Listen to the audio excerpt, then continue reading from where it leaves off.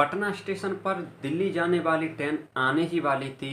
तभी उसी प्लेटफॉर्म पर एक लड़की उस ट्रेन का इंतजार कर रही थी। वह खड़ी थी और उसके पास एक बच्चा खड़ा था। वह मम्मी मम्मी कर कर रो रहा था। तभी वहाँ एक नौजवान आता है।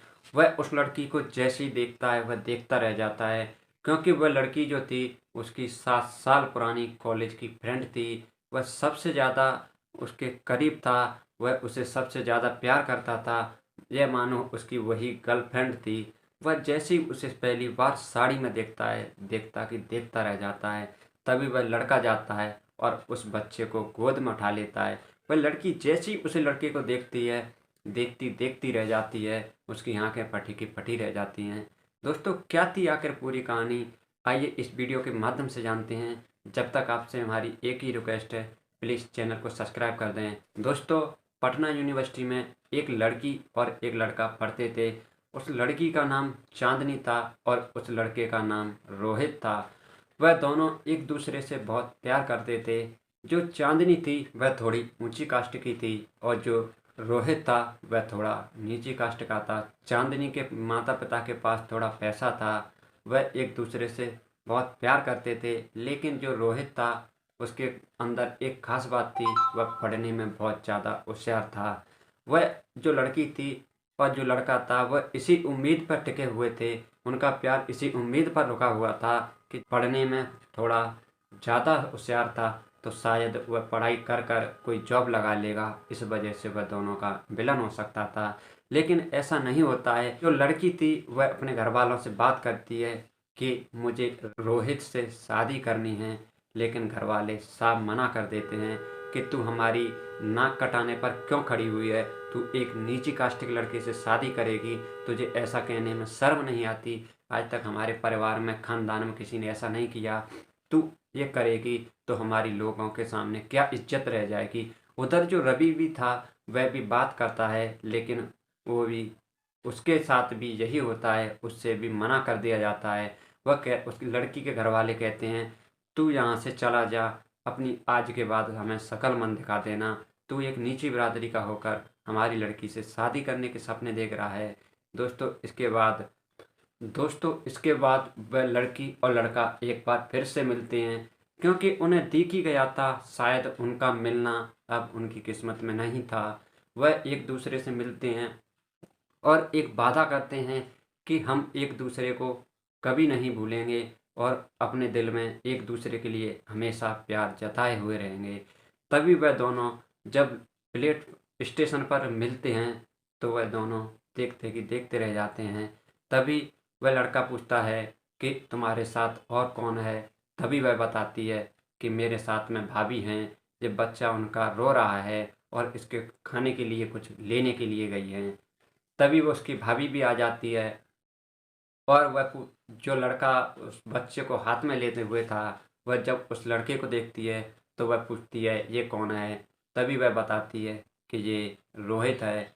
जो चांदनी थी उसने अपनी भाभी को कई बार रोहित के बारे में बताया रखा था, तो वह सब कुछ समझ जाती हैं। तभी वह लड़का पूछता है चांदनी से कि तुम इसी ट्रेन से जाओगी? तो वह बताती है हाँ, मैं इसी ट्रेन से जाऊंगी, मेरा रिजर्वेशन है। तभी वह लड़की भी उससे पूछती है तुम भी इसी से जा रहे हो? तो वह कहता है हाँ, मेरा एसी में रिजर्वेशन है। तभी वह लड़की कहती है कि क्यों ना आज हमारे साथ ही चलो, साथ बैठकर चलते हैं। लेकिन वह लड़का उस लड़की से कहता है कि तुम जनरल में तो बहुत घूमी हो, चलो आज मेरे साथ एसी में चलो। दोस्तों, वह दोनों जो लड़की थी और उसकी भाभी थी इस बात को लेकर राजी हो जाते हैं और वह उस लड़के के साथ एसी डिब्बे में बैठ जाते हैं और जाकर उस लड़के की जो सीट थी वह तीनों एक सीट पर एडजस्ट हो जाते हैं। जो लड़का था वह सीट पर बीच में बैठ जाता। एक तरफ उसकी भाभी बैठी थी, एक तरफ चांदनी बैठी थी। और धीरे धीरे करके फिर वह लड़की उससे पूछती है कि तुम कहाँ जा रहे हो? तुमने तो अब शादी कर ली होगी। तभी वह लड़का कहता है नहीं, मैंने अभी तक शादी नहीं की, क्योंकि मैं अभी पढ़ाई कर रहा था और अभी फ़िलहाल ही मेरी 1 डेढ़ साल पहले जॉब लग चुकी है। मैंने बीटेक की थी, जिसके बाद मैं कंपनी में काम करता हूँ और मजदूरी करीब महीने की 2 लाख रुपए इनकम है। तो तभी वह लड़का उससे पूछता है कि तुमने तो शादी कर ली होगी, तुम साड़ी में जो हो, तुम्हारे पति कैसे हैं, क्या करते हैं? तभी उसकी भाभी बताती है कि यह मत पूछो, हमने शादी तो कर दी थी, लेकिन जो हुआ शायद वह किसी के साथ ना हो। दोस्तों, हुआ कुछ ऐसा था। वह बताती है कि हमने एक अच्छा लड़का देखकर इसकी शादी तय कर दी थी। उसने भी एक इंजीनियरिंग का डिप्लोमा किया रखा था। उसे 8 से 10 लाख रुपए हमने दहेज दिया था और कुछ सामान, गाड़ी, सब कुछ दिया था। लेकिन 2-3 महीने बाद हमें मालूम पड़ा कि वो लड़का जिसने वह इंजीनियरिंग किया था वह साली नकली डिग्री लिए हुए था। और यह सब कुछ मालूम होते हुए जो इसके भाई और पिता थे वह इसे इसके ससुराल से घर पर वापस ले आते हैं और आज तक इसे उसके पास भेजा नहीं है। इसे धीरे धीरे कर कर 7 साल बीत चुकी हैं, ये घर पर ही रह रही है। तभी वह लड़की उससे पूछती है कि तुम कहाँ जा रहे हो? तो वह लड़का बताता है कि तुम शायद पंकज को जानती होगी, उसकी शादी है, उसने यहीं दिल्ली में रहकर पढ़ाई करी थी और उसकी एक जॉब लग गई है और वह एक बैंक में जो लड़की थी उसके साथ आज लव मैरिज कर रहा है, उसकी शादी है, मैं वहीं जा रहा हूँ, तो क्यों ना तुम भी मेरे साथ चलो। तभी वह लड़की कहती है कि हम तुम्हारे साथ क्या करेंगे, और भला तुम इतने पैसे वाले और हम गरीब, तुम्हारे साथ हमारी क्या हैसियत रहेगी। दोस्तों, तभी वह लड़का कहता है कि ऐसी कोई बात नहीं, तुम अगर साथ चलोगी तो शायद उसे भी तुमसे मिलकर अच्छा लगेगा, क्योंकि वो भी पंकज तुम्हें बहुत अच्छे से जानता है, साथ का पढ़ा है, हम सब साथ पढ़े थे, तो तुम अगर साथ चलो। तभी वह कहती है कि मेरे साथ भाभी हैं और बच्चा है और स्टेशन पर भैया भी इंतज़ार कर रहे हैं, तो हम कैसे जा पाएंगे।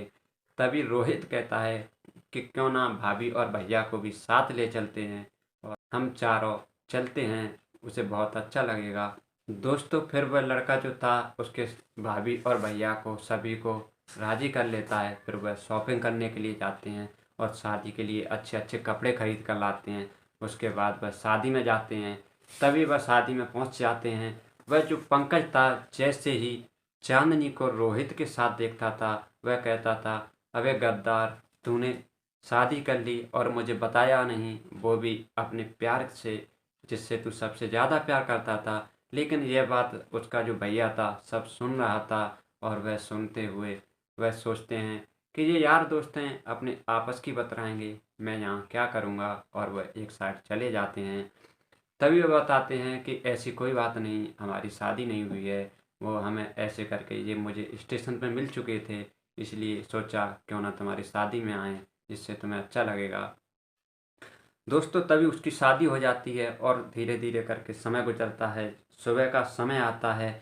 तभी उसके जो सारे दोस्त थे वह प्लान बनाते हैं क्यों ना इसकी भी शादी करी जाए, वो भी चांदनी के साथ। तभी वह जो लड़के थे सभी उसके भाई से बात करते हैं और समझाते हैं कि वह अच्छा कमाता है और वो तुम्हारी बहन को बहुत खुशी रखेगा।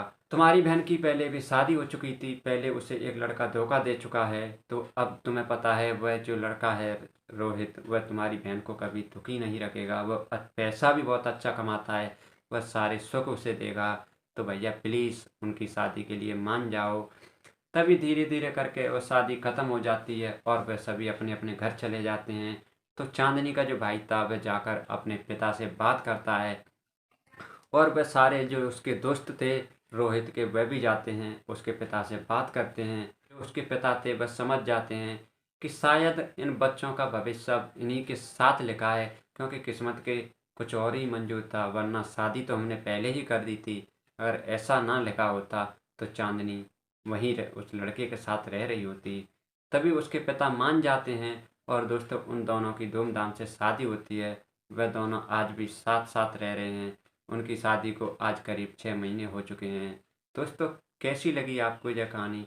अगर अच्छी लगी हो तो प्लीज़ चैनल को सब्सक्राइब करें और वीडियो को लाइक शेयर ज़रूर करें। दोस्तों, अब हम आपसे विदा लेते हैं और फिर मिलते हैं ऐसी एक और सच्ची घटना के साथ। जब तक आप और अपने परिवार का ख्याल रखें, स्वस्थ रहें, तंदुरुस्त रहें। जय हिंद, जय भारत।